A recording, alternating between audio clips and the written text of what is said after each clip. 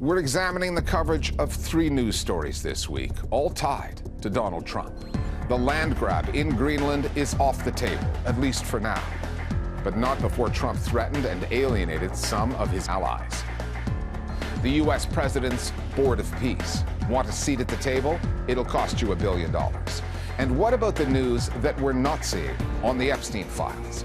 We talked to an online investigator about the team of volunteers digging into the story.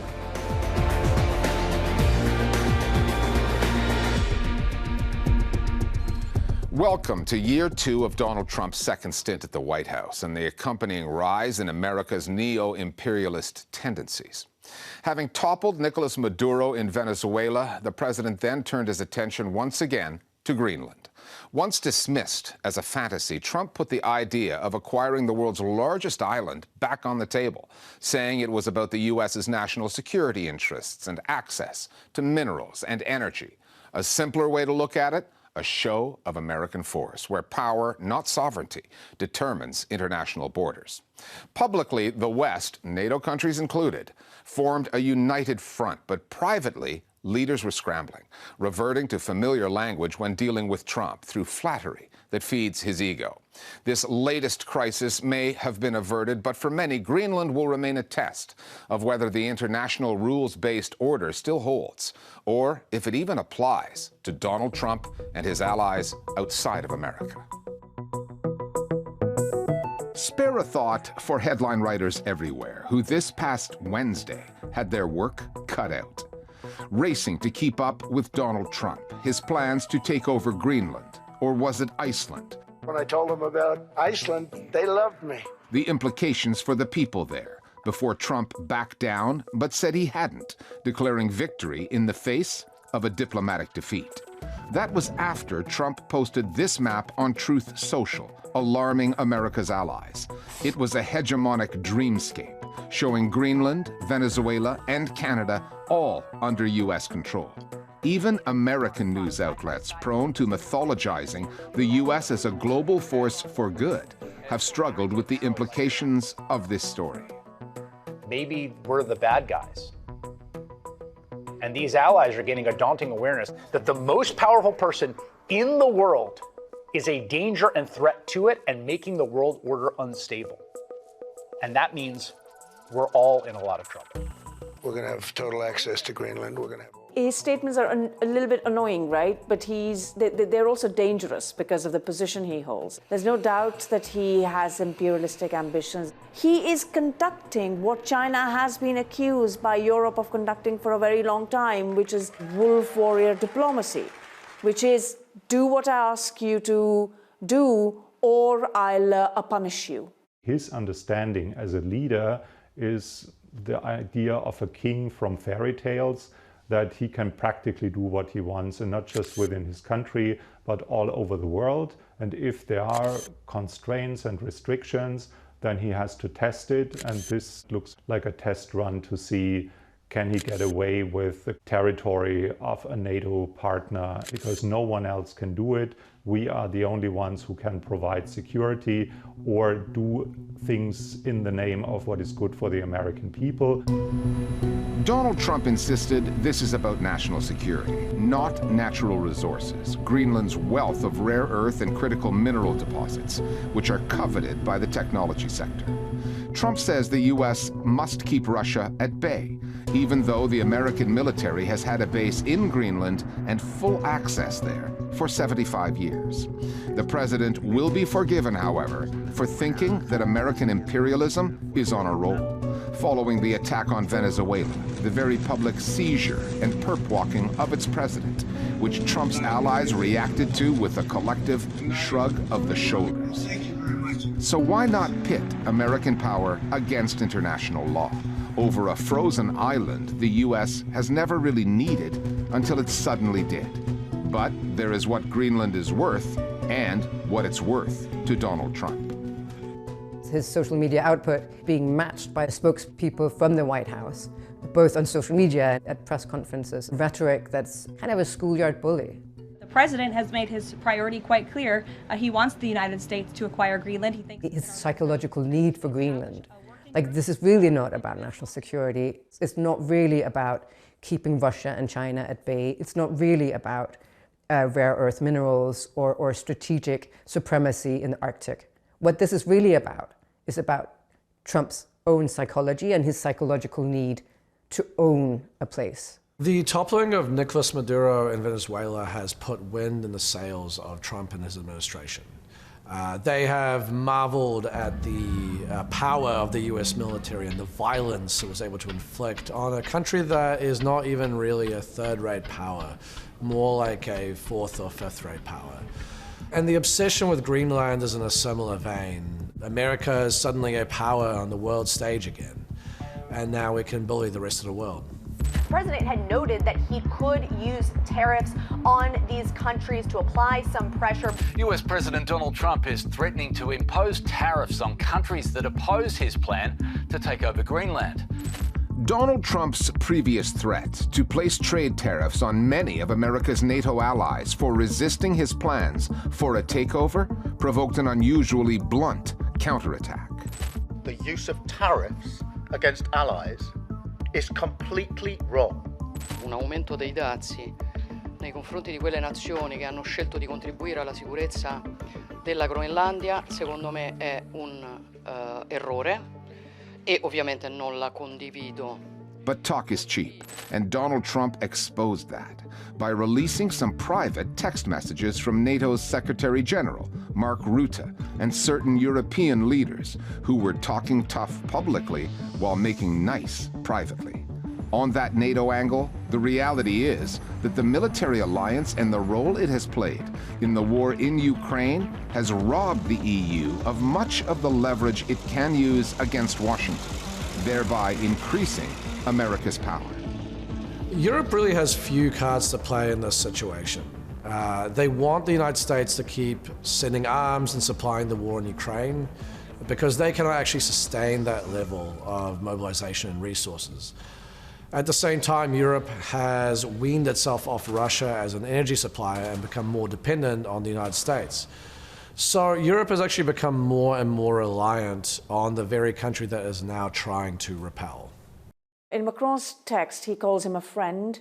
By leaking that text, Trump is trying to show the world that Europeans are groveling, that they are all essentially dependent on him. What it definitely means is that you cannot conduct diplomacy the way you used to.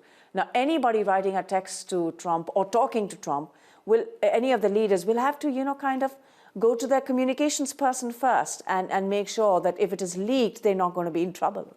This discrepancy between the private and the public really reveals that the European leaders are at a loss for how to deal with Trump, because we don't know what he could, what he would do next. So they are really trying all the different avenues rhetorically to try and engage him. Still, credit where credit is due. Whether Donald Trump intended to or not, he has laid bare the fiction that is international law, the vaunted Western rules-based order. The Canadian Prime Minister, Mark Carney, put it this way. We knew the story of the international rules-based order was partially false. That international law applied depending on the identity of the accused or the victim. Because where was the moralizing from all those leaders about the importance of international law during the genocide in Gaza? Or when America attacked Venezuela, targeted its oil, abducted its leader? Most of them stayed quiet, set aside their so-called Western values until the empire came at them. History will judge those figures and the news organizations that have provided them with cover accordingly. Europeans are talking a good game now, saying what Trump is doing is imperialism and that it violates international law. And all of that sounds good. But it will ring hollow because 2 years of Europe steadfastly backing an orgy of criminality and violence in Gaza has done profound damage to the idea of international law. And it was just a few weeks ago that European leaders were scrambling to either say as little as possible about Trump's toppling of Maduro in Venezuela, or in the case of Macron, actually actively cheering it on. And now they turn around and wrap themselves in international law again. We are losing a system that, with all its flaws, and still provided more than the sheer execution of power, that the winner takes it all and those who have the means to do what they want exploit, dominate, do all the horrible crimes that we have seen in the past before we established an international order. To just dump it because it's imperfect and to go back to the execution of power, it means there are 3 global powers that can execute, is certainly not a global order that can address the challenges of the 21st century. We've got to look out for how the world responds to Trump and takes him on. And when will it do so? Let's see, let's get him for dinner, let's give him a big party, let's, pay him more compliments. Or are they actually going to say, look, this doesn't work? Instead of just looking at how to plug these gaps, to think about how to respond to the president of the most powerful country in the world, and if that president turns out to be so unabashedly, shamelessly imperialistic. Donald Trump's much publicized, by him, Board of Peace was launched in Davos this past week. The ceremony was carefully staged. It centered on the president, his overblown peacemaking credentials, and it featured a PowerPoint presentation on the development of the so-called New Gaza. Meenakshi Ravi is here with more. This week's Peace Board ceremony in Davos maxed out on theatre and spectacle, yet it could not obscure some notable absences. The leaders of France, the UK, Germany, Italy and Canada all either declined invitations to join the board or said they needed more time to consider it. Israeli Prime Minister Benjamin Netanyahu, who has overseen Israel's war on Gaza for the past 2 years, was also invited. He agreed to join but could not attend the ceremony. He's been indicted for war crimes by the International Criminal Court, and Switzerland informed his office that should Netanyahu set foot in Davos, they would have to arrest him. The absurdity of his involvement summed up the absurdity of the entire enterprise. We're going to be very successful in Gaza. It's going to be a great thing to watch. The board will be chaired for life by Donald Trump, who holds exclusive powers, including the authority to appoint his successor and a sole veto. An executive board focusing on diplomacy and investment is made up largely of Trump family members and close associates. Broader membership has so far been by invitation only. Countries seeking more than a 3-year seat have been told to pay a $1 billion fee for permanent membership. I know it's a little risky to be investing in a place like this, but we need you to come, take faith, invest in the people. At the launch ceremony, Trump's son-in-law, Jared Kushner, unveiled a redevelopment vision for the Gaza Strip, including images of high-rises, a coastal tourism zone, data centers, and manufacturing plants, which he claimed could be built within 3 years under the right conditions. The United Nations disagrees with that timeline, suggesting it could take up to 7 years just to clear 60 million tons of rubble from an area littered with unexploded shells and missiles, land that must be demined. In his presentation, Kushner set aside those reality checks and addressed anyone raising doubts over the rosy outlook he laid out. And then finally, I'll just talk to people on the media and on the social media, which is just calm down for 30 days. I think that the war's over. Let's do our best to try working together. Our goal here is peace between Israel and the Palestinian people. Notably absent from Kushner's speech was any reference to the role Palestinians would have in their future, apart from Hamas disarming. That omission was not surprising. The Board of Peace, which emerged from negotiations for ceasefire in Gaza, has no mention of that founding cause in its charter, and even the ceasefire itself has hardly been worth the name. Nearly 500 Palestinians have been killed by Israel since it went into effect. Thanks, Mina. Between the Board of Peace story, Greenland, and prior to that, Iran and Venezuela, a theory has been making the rounds that Donald Trump is out to distract attention away from another big story, the Epstein files. Trump's Justice Department was ordered to publish those documents more than a month ago. It has only made 1% of them public material that has been heavily redacted. Members of Congress have tapped into a second source, the Jeffrey Epstein estate, to try to get more information. As the Trump administration has been flooding the zone with news that mainstream outlets have been chasing, another unconventional team of investigators has been digging into the files to see what's there. They are led by Ellie Leonard, published on Substack, and doesn't even come to this from a journalistic background. She joins us now from New York City. Ms. Leonard, now you're a writer, you're an author. Your background is actually writing fiction. So what was it that pulled you so deeply into these Epstein files? How much of that was driven by what you were seeing or what you were not seeing in the mainstream media coverage in the U.S.? Well, I've always been really passionate about politics and the things that are going on. And I was starting to hear the story of Epstein. I really hadn't followed it. I knew his name. And I started to hear these details about interactions between Epstein and Donald Trump. And I thought, you know, I'm a practical person. I'd really like to see what evidence we actually have that we can hold in our hand that shows interactions between Trump and Epstein. And I just started detailing it. I just started adding it up and then putting it in chronological order. And at the end, I thought, you know what, I'll just put this on my Substack and just see what people think. And people went wild over it. And I thought, man, people must really want to know what's going on with this story. And so I went from there and I just started to do some really deep dives into the history of Epstein. And what kind of methods did you rely on for that? How do you go about digging into this material? Walk us through how you do it and who is doing it with you now. So in the beginning, I was looking at a lot of older articles. There's a lot of exposés on Epstein from before he was actually on trial. So I was reading some of these older Vanity Fair articles and reports that had been done in like the New York Times. And then we started to get these piles of Epstein files, and some of them came from the Epstein estate and some of them came from the DOJ. And I just thought, you know what? I've got a couple hours at night after my kids go to bed. I can just start scrolling. And so I started to read these files just one at a time, scrolling through. And I didn't use any AI. I just wanted to have my eyes on it.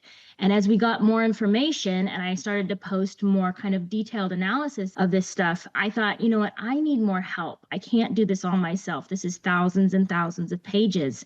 And my Substack had grown by that time. And I thought, you know what, maybe we could crowdsource this. Maybe we could all do this together. And so I put the word out. I pulled all the files and put them in a Dropbox just so they couldn't be redacted further. And I just started asking people and sending them the link. I said, you know what, let's look at this together. Let's put our heads together and see what we can find. And they have found a ton of stuff.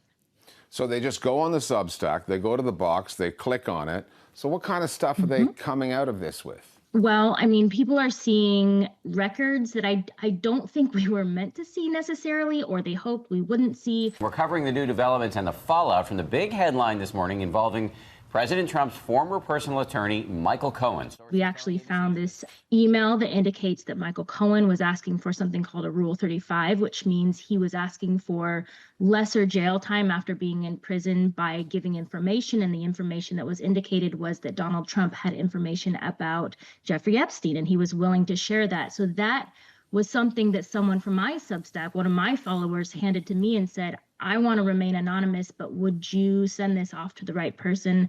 I sent it off to someone else. They sent it off to someone else. And then it became big news in about 24 hours. But for me, kind of on a passion level, a lot of what I look for and what I think is important are things that are receipts for things that the survivors have said. In order for them to receive justice, they need receipts. And so you have someone like Virginia Giuffre, who passed away almost a year ago. And in her book, she swore up and down that there were things in Epstein's house that existed, like a surveillance room where he could keep track of the entire house from a single room filled with screens. This was something that they denied. Well, now in the files, we have pictures of the actual surveillance room. So there's just a lot of things in these files that you say, okay, I can see it in front of me. I have physical evidence. Virginia was telling the truth, and we can move forward with this case.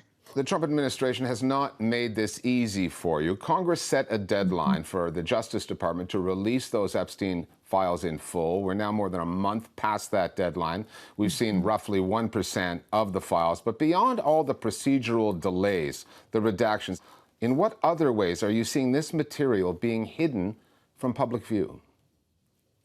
I think they're just making it complicated to access. When they released, like, let's say on December 23rd, they released something called Batch 8, and that was about 30,000 pages.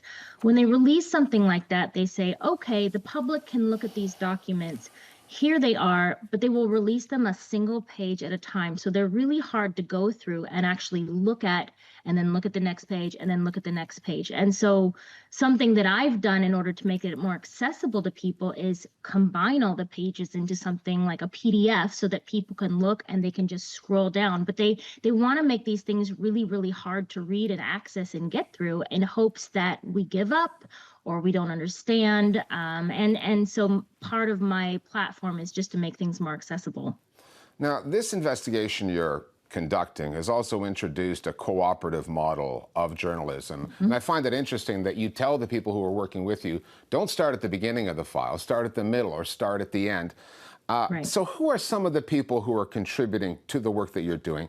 What kind of backgrounds do they come from? How does that collective effort function in practice?